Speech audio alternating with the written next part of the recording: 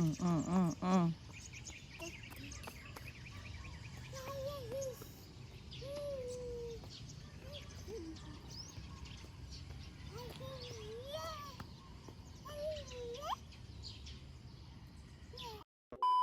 Good morning! Wala daw pasok ngayon guys. Nasa bahay lang yung mga bata. Kaya ang teacher nila may sakit today. So si Mayumi naligo at kumain na ng breakfast.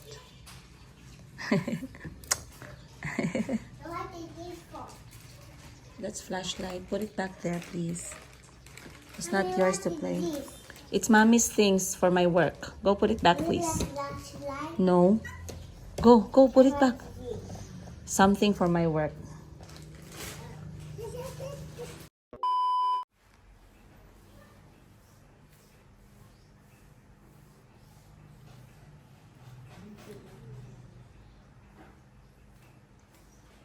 What other things do you draw around here? Huh?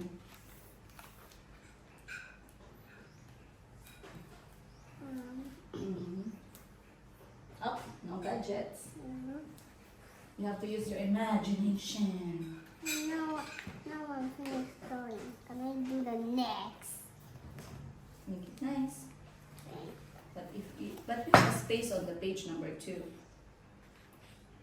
There's a space. But it's too big. On the side, you don't want to draw. I don't know what to draw. Okay. But now it's upstairs. You can have the next page.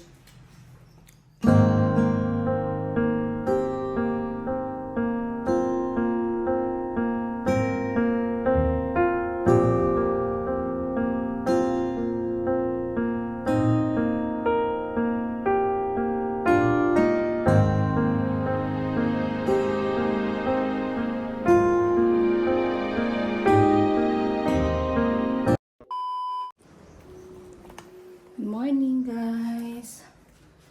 Time check, alas 9. Mag alas 9 na ng umaga.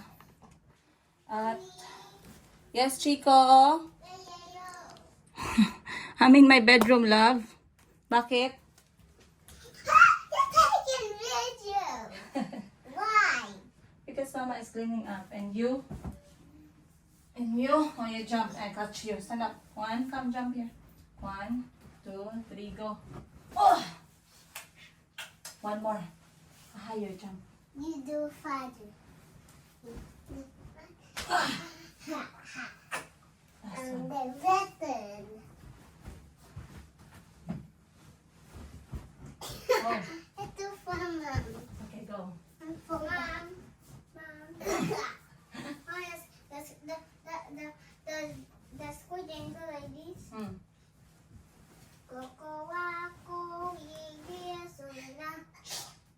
Because it's a doll. A doll can remove its head. You see? Did he move his body? No, only the head. It's magic. Because I saw it. I watched the game about it and I saw Where did you watch it? It's not for kids. I told you already. How did you see it? Chico, get away, love. But we were not scared. Mommy, It's not for Mommy, kids. you catch me. Okay? Ayan na, move muna. Ilagay ko yung pillow. Why are you taking a video? I'm cleaning and you guys came in. Because we love playing. A few moments later. Hi, guys. Tell them. Sing for them a Tagalog song. There's milk in your mouth. Sing for them Tagalog song. What song do you know? Mahal ko po kahit Hey, me. Go. I'm going back to you. Fade. I'm going fade. I'm going a little Fade. What song is that? I need somebody to heal, somebody to hold, somebody to love. Somebody to hear. It's easy to say, that's never the same. I got it. I got a big bands. It's a die for. And a 90. They getting through it you put a wall. I am someone you love. Yeah! What song does Calvin know? That. Hmm? That? How do you sing that? Wait, I'll show you. Shit, boy, I can't Wait, see. Calvin's turn to sing. Ready and go. Wait lang, kahit si Calvin's going to sing. Ready, go. I'm going under when the sun is out. No one is saving. I'm laughing under when the sun is out. No one is saving. I need somebody to heal, somebody to hold, somebody to heal. And how it feels. It's never the same, but it's never the same. I guess I wanna like the way you know I'm the pain. Another day blinks. It's a nightfall, and you're not here to get you through it all. You're knocked down, and then you pull the rope. Binas. I was gonna used to be someone you love. Morning guys! Nakalabas na din tayo ng bahay. Time check bago mag alas 10. Good morning sa inyong lahat. Sana okay kayo kung nasaan man kayo ngayon. Sana guys you are healthy at alam niyo ba anong nangyari just now? I'm on my way sa city na biglang lumindol. Nagtataka ako bakit gumagalaw yung kotse. Na hindi naman kami tumatakbo kasi nasa traffic light pa. Yun pala lumindol. Pero alhamdulillah at hindi naman siya ganun kalakas. So etong lindol isa sa mga kinakatakot ko. Kaya guys, mas gusto kong tumira sa bahay na bungalow type. Kasi dati, ang bahay namin is nakikitira kami sa bahay ng kapatid ko na 2 story. At nung lumindol ng malakas nung November last year, talagang medyo na trauma ako. Buntis ako kay Mayumi nun. So ngayon, mas better yung pakiramdam ko na nasa bungalow lang. Hindi na kailangang umakyat baba. Ayun. So umalis na ako guys. Medyo natagalan ako ng konti sa paglabas kasi nga si Calvi hindi maganda yung pakiramdam, masakit daw yung tiyan niya, so nilagyan ko ng gamot yung kanyang tiyan, and then maya maya sumuka siya, then he told me he felt better. So observe lang namin ni auntie ngayong araw kung kamusta, and then we shall see. But today dadaanan ko muna yung aking nanay kasi dapat magsusukat siya ng gown para sa kasal next month. Nakapili na siya pero hindi pa ganun ka confident sa napili, so maghahanap tayo ulit ng option ngayon since alas 10 na ng umaga, maybe around 1 hour makahanap tayo. So samahan nyo kami, hanapan natin ng gown ng aming nanay sa kanunayng panabang. Ang nanay naming 8 magkakapatid, single mom since 2018, 2025 na ngayon. Tagal-tagal na din pala. Anyway, yeah. Wait lang, parang mali yung calculation ko. 2008 ata, hindi 2018. 2008 ba? Nakalimutan ko guys. Kasi naman, at si mama ngayon ay 60 na, namatay si papa 42. Ay mali pala, 20 years na ata. Ako ang 18 years old nung nawala yung tatay ko. Right now, I'm already 35. So almost, yes, almost mag-20 years na. Ang tagal na pala ni mama naging single, no? Alam nyo dati, nung naging single si mama, tas malalaman namin na may friend, special friend siya, nagagalit kami. Kasi wala pa kaming alam sa buhay pag-aasawa, wala kaming alam kung gaano ka-lonely, gaano kalungkot, gaano kahirap maging single mom. So yung unang reaction namin, galit agad at saka judgment. Yun yung mga bata pa kami, mga high school pa kami noon, college pa kami noon. Pero ngayon na-realize ko, mahirap pala talaga pagka single mom ka. May mga gabi na parang gusto mo meron ka makausap, yung maintindihan yung level na thinking mo as magulang. May gabi na pagod ka, may gusto mo na may yakap. Oh, sana all may kayakap. Pero anyway, normal talaga yun guys. That is the true, true story. So ngayon ko na-realize kung gaano pala kahirap yung ni mama, yung life niya nung nawala si papa. And 20 years guys na tinaguyod niya kami, 8 kaming magkakapatid. Though halos lahat sa amin ay talagang working student para makapag-aral at mag-graduate. Iba pa din talaga pag may nanay. So ngayon alhamdulillah makakasama pa natin siya. We are happy na she's healthy. And ha? It's okay, ano yun? Tabunan ang Nabulan pa nga to. Hindi na ko. So, paano? Balikan na lang later? Okay, sige. So, sunduin muna natin si mama, guys. So, si mama nagtatrabaho siya every day kasi ayaw niya na magstay sa bahay dahil nga feeling niya na tumatamlay siya kapag wala siyang ginagawa. At yung ginagawa ng nanay namin ngayon ay siya yung nagmamanage ng isang tindahan ni Madam Ten Gives, and she's already out of the house 5:30 a.m. or 6 a.m. and then umuwi siya ng around 7 p.m. So, minsan nagkakasabay kami ng uwi, minsan naman nauuna ako, depende sa oras. Pero kapag ini-stop namin si mama sa pagtatrabaho or maitigil mo na yan, sa bahay ka na lang, tumatamlay siya guys, nagkakasakit. Ganun siguro talaga no kapag mga ganyan na edad. And I know may mga magulang din kayo dyan na ganyan din, ayaw tumigil sa pagtatrabaho.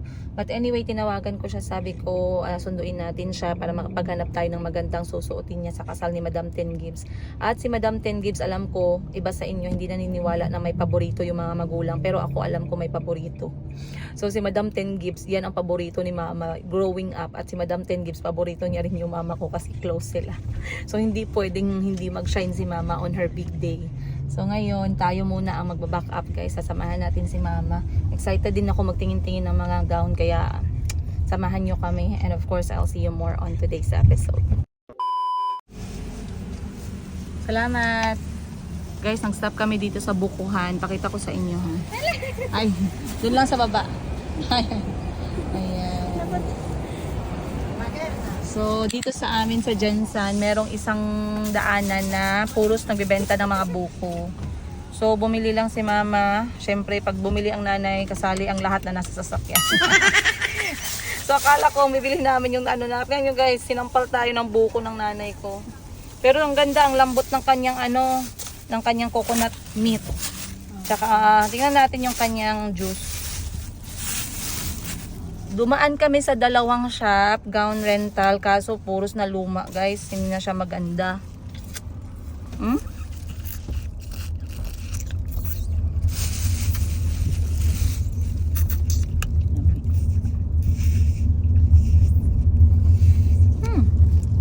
Tamis.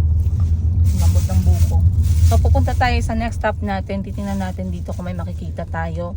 The next stop is going to be much more expensive sila pero mas maraming options at mas latest yung kanilang mga option. Pumunta na si mama dito minsan kaso tinamad yatang magsukat, isa lang sinukat. So kailangan marami tayong sukatin para makita natin yung gusto niya, maganda na option, yung talagang magsha-shine bright during the big day.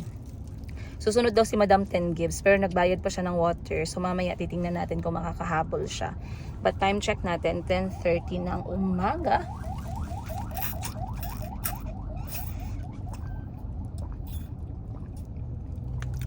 Ang dami kong uhaw Lambot ng karne mo Nandiyan. Natusok kayo na ako sa... Guys, look at the weather. Parang may malakas na ulan. Pagkatapos ng lindol, ulan sunod. Okay. Hindi magandang maglabas kahit nag-aulan. Wala pa tayong payong sa sasakyan. Agoy. So, diretso na ako sa trabaho. Kakatapos lang namin magsukat ng gown. It turned out, akala ko okay na yung gown namin ng mga bridesmaid kasi nakapili na kami. Pero dahil nga ginastusan ng maigi ni Madam Ten Gives ang photographer for the big day, may nagsuggest na mas maganda kung couture talaga at yung mga shiny fabric na silk talaga yung gagamitin for the occasion. So bigla ang change, hindi ako na-inform o hindi lang ako nagbabasa ng group chat namin. Bigla ang nag-change ng mga gown for the bridesmaid. So nagsukat kami ulit. I'm not showing you guys the process ng pagsusukat and everything because I really would like to surprise you sa magiging event na to of the year, and it's gonna be next month. Very exciting you guys, but I finally chose my gown. My sisters already did choose their gown as well. Tingnan nyo na lang guys on the big day, pero exciting siya. And another thing is iniiwan eto ilang araw na na-excite si Calvin nito guys. Nagpabili si Calvin sa akin ng lamp. So kakahanap namin ng lamp, sabi niya bluey lamp. Kaso wala ngang bluey lamp. Hanggang nadadaanan namin to sa Shopee. This is Super Mario inspired lamp. Parang nasa 100 pesos lang yata to guys, or 150. Ang cute niya, yung parang block. block na sinusuntok ni Super Mario, tapos may nahuhulog na yung mushroom. So parang susuntukin yan siya dito sa may baba. Wait, hindi ko siya masuntok. So tatamaan ko na lang sa tuhod. So parang may perang lumalabas. Try natin one more time. Ay, wala pa, nag-off pa pala. Naman kasi mumurahin. Ang cute. Mag-e-enjoy sila. So dalawa syempre ang pinili natin. Isa para kay Chico at isa para kay Calby, and they said they're going to put this beside their bed daw or sa art table nila. Pero ang cute niya guys, nag-enjoy din ako. Okay, so dalawang ganito ibibigay ko sa kanila mamaya. Ilang araw na nila akong kinukulit. Sabi ko kailangan nila maging patient. And also today uuwi din tayo ng mas maaga because wala silang swimming lessons tomorrow, pero may pasok sila sa school. So in the afternoon they can do their art corner. And today set up na natin yung art corner nila. Ilalagay natin yung mga materials nila, lahat ng gagamitin nila para meron na silang comfortable space where they can sit, read a book, or do their art. So maaga tayong uuwi ngayon guys. Hindi po muna ako ngayon mag-aasikaso ng mga ng laundry shop. Hahayaan ko muna yung ating staff na si Ate Hana para naman ma-practice niya yung sarili niya na siya lang mag-isa. Total 3 machine lang naman and it's not really busy. Titingnan natin kung ano yung magiging performance niya and how she's going to communicate with us. Right now, papunta na ako ng Sheena Bangkok Wardrobe. I'm going to do my duty there. And mga 3 oras lang. Then I'm done for today. Productive naman siya kasi okay na si Mama, nahanapan ko na ng magandang damit, na natuwa naman si Mama sa bago niyang damit. So from beige nag-change kami ng color kasi masyado nang patay yung color na beige, overused na. So sabi ko, "Ma, mag-change ka na ng kulay kasi mas maganda to sa'yo, sa balat mo, ganito ganyan." Pinaikot ko si Mama and everything at natuwa na si Mama sa kanyang choice. So next naghahanap na lang kami ng sandal ni Mama na 3 inches with S guys. Okay, hanap muna tayo ng lunch natin dahil it's almost 12 noon.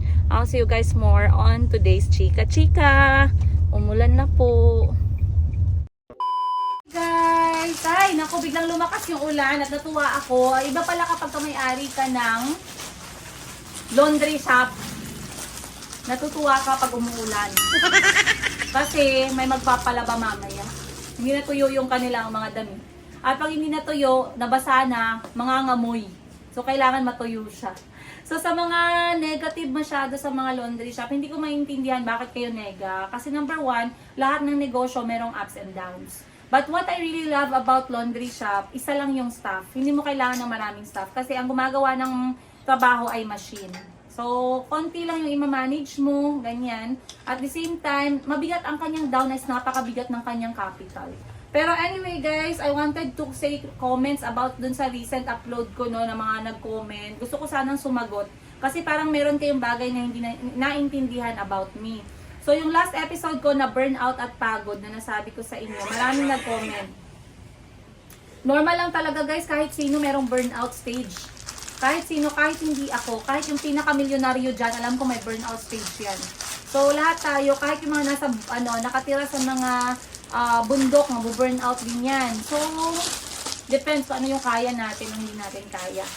Lapitan natin konti itong camera, masyadong malayo eh. Babaan natin ng konti. Ayan, kita na ba? Kita? Okay, sige. So, first dito na comment is si Ma'am Arlene Salazar. Sabi niya, "Alam mo, Ma'am Princess, sobra po kitang idolo. Sobrang sipag mo para sa kinabukasan ng mga anak mo. Nakikita ko na sa'yo ang pagkangarag minsan sa dami ng ginagawa, pero go ka lang ng go. Kaya pakiramdam ko, pag napapagod ako sa ginagawa ko, parang wala akong karapatan. Kasi ikaw nga, kinakaya mo, ako pa kaya." Yan din laging sinasabi sa akin ni Maring Sara Pedun. Pag tinatamad siya sa ginagawa niya, sabi niya, si Princess Giga nga, hindi tinatamad. Di kanina nakita ko, gumanito, gumanyan.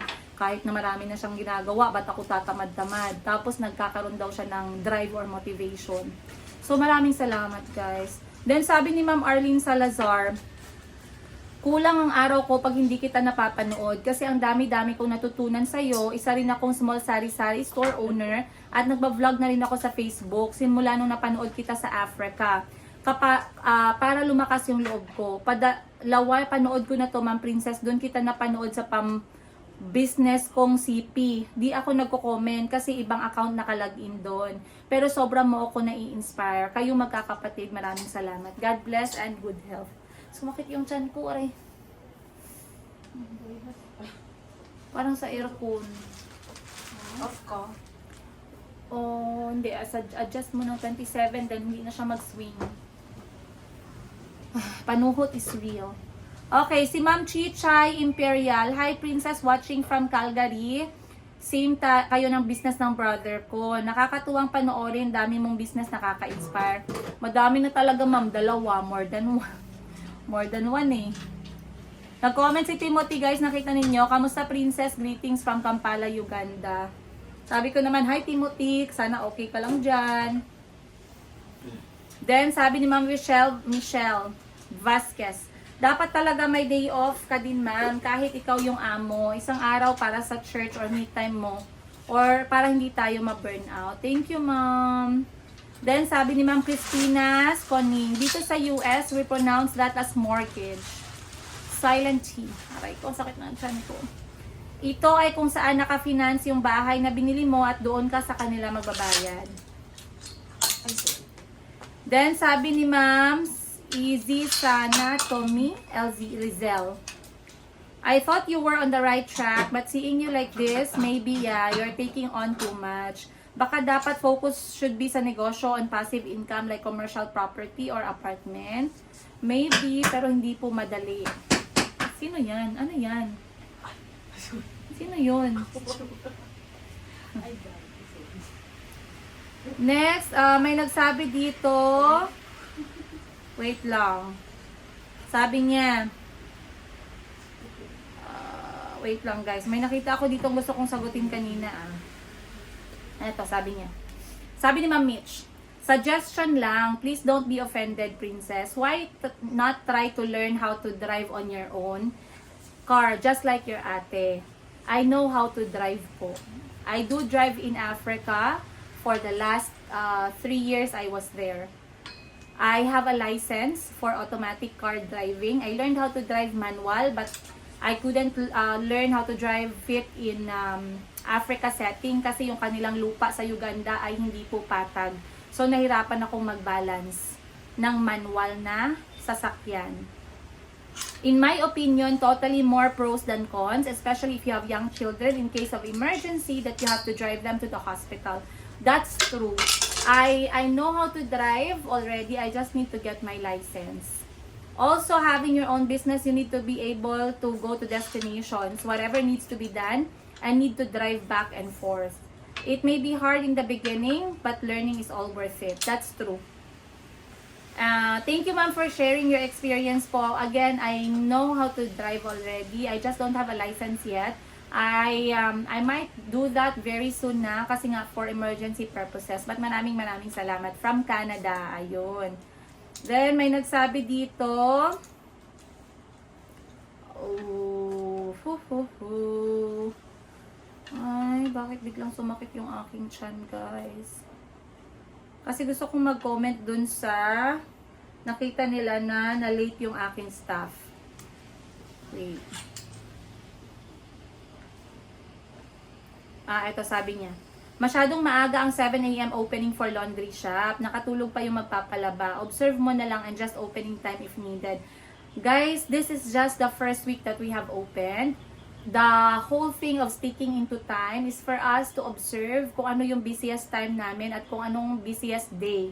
So if you see us going to the shop on our third day at 7 AM, it's because we are studying the place and we are studying the peak period ng laundry shop. So it's all a process for now. So, I'm also having the thought na kapag hindi naman busy ang 7 AM, i-move natin sa 8 AM yung opening. Okay? Then merong nag-comment na bakit daw ako nauna sa staff, hindi daw dapat ganon. Si Tita Jackie actually isa. That one, Tita Jackie, and yung isa pa nag-comment, nauna lang ako sa staff by 2 minutes. By 2 minutes lang. I'm not mad, I'm not disappointed, to be honest with you guys. Hindi ako galit or disappointed kasi 2 minutes lang naman na-delay yung staff. Siguro if the staff is delayed for more than 30 minutes, then there should be a good reason why. Pero yung mga first 5 minutes, 10 minutes, 15 minutes, 20 minutes for me as amo, I do listen kung ano yung excuse. Pero wag lang naman araw-arawin. Hindi naman natin alam yung struggle ng mga tao, ng mga staff natin. So there's no reason for me to get mad. Kasi mayroong nag-comment, alam ko kay Princess sa mukha niya, maldita, tsaka stricta. Pero nung nakita ko siya pa unang nag-antay sa labas ng shop, wala pang ligo, wala pang ganyan. Guys, there's a lot of things you don't know about me. One of the things is I don't really care how I look. Sa edad kong to, 35 years old, sa lahat ng experience ko sa buhay ko, the last thing I'm going to care about is how I look and what other people are going to tell about me.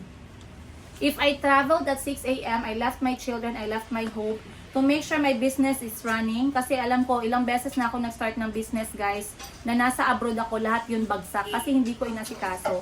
This time, I'm not going to do the same mistake. So anyway, yeah, I was there 2 minutes. My staff is a very, very good staff. Ang bait-bait ni Ate Hana. I'm so grateful that she's there. And she actually apologized very much na na-late siya kasi nga naglalakad siya papunta sa aking shop. And by that time, wala ding dumadaan na pwede niyang sakyan. So I do prefer sa staff ko na kung walking distance lang yung bahay niya sa shop, she can actually walk. Again, wala po akong balak magalit or magalit sa staff na late ng 5 minutes, 10 minutes. Because I know the staff tried to be there on time. Maybe meron lang hiccups kasi nagko-commute, may family, ganito, ganyan. Basta meron lang akong tinatawag na boundary. So like for example, 30 minutes late na or araw-araw ginagawa ng late, iba na ding usapan yun. Okay? Then also, yeah, that's how I work eh. That's how I work. I don't normally get angry with the staff kasi regardless if they are working for me, they still have their personal life. May mga personal problems din yan sila. May mga personal struggles din yan sila. So, not unless the staff is being selfish or careless or irresponsible or selfish, there's no reason for us to get mad as boss. Okay? So, gustong-gusto ko talagang sagutin yun. But, maraming salamat sa comment ninyo. Again, much love, Tita Jackie. Thank you so much for always showing me that concern and love for myself, my kids, my family, and my staff. Pero mabait po si Ate Hana and I don't have any issue with them. Ayun. And si Tita Jackie po ay mahal na mahal kami ang buong team ko, guys. Lagi po yan siya nandyan para manood. But yeah, anyway, thank you. Then may nagsabi dito, worse naman, nauna pa yung boss sa kanya. It's not a big deal, guys. Hindi po ako nagalit. Hindi po. Wala po talaga akong feeling nagalit ako kasi nauna pa ako. Kasi 2 minutes lang akong nauna. Andyan na siya, on the way na siya when I arrived. Then, ito si Ma'am Talamasca, sabi niya, actually sa mga pinapakita niya sa mga vlogs niya, Princess Liga, ang first impression ko sa kanya ay mataray at walang amor sa mga employer niya, mga employees niya. Yun talaga ang comment ni Ma'am. Pero surprisingly, upon seeing this particular episode, may gininto ang puso din pala siya. Sa bagay, baka first offense pa lang naman yata ng late na staff. Kaya excuse pa siya, kumbaga. Hindi po talaga ako magalit sa staff kapag ka-feeling ko the staff really love the business or responsable yung staff. Most of the time, like 90% of the time, responsable yung staff. Kaso may mga araw or oras na hindi naiiwasan na kailangan nilang unahin yung kanilang personal struggles or issue. Okay, guys? But maraming salamat sa comment ninyo. Nag-enjoy po akong lahat sa mga sinabi ninyo. Marami pa rin nagtatanong about laundry business. And nakalimutan ko na namang i-share sa inyo yung Facebook page ko. Hindi ko na naman na-edit, last edit kasi nagmamadali tayo. But this is the Facebook page of the laundry shop, Laba Lobby. We are now open on our 4th day, 28. Yes, 4 days na kaming open. And alhamdulillah, the business is smooth and yeah, it's chill. So maraming salamat. Ayun. Ano pa ba? I do upload the reels na pala, guys. Very active na po ako sa reels natin sa Facebook page ko na Tindera sa Africa.